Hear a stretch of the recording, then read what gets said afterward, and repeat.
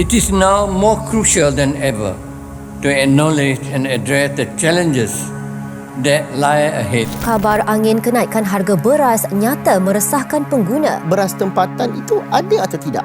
Paddy farmers happen to be one of the most or the poorest in our society. Mereka merempat di tanah sendiri sehinggakan kebanyakan petani mati dalam keadaan berhutang yang begitu banyak.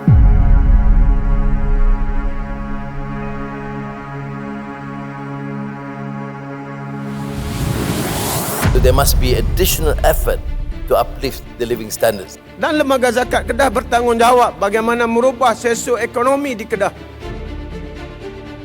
Bagaimana untuk mewujudkan satu putaran ekonomi yang kita namakan sebagai Projek Hassan.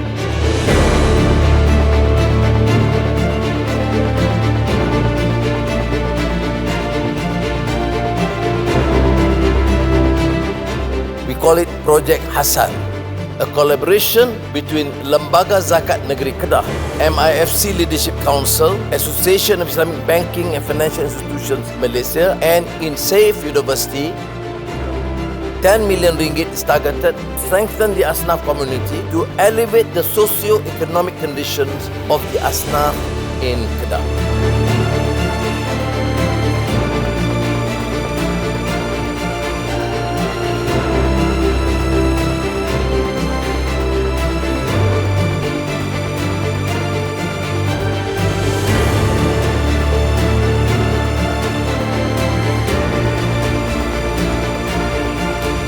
Mereka melancarkan tujuh wakaf tunai projek Hassan dengan rasminya.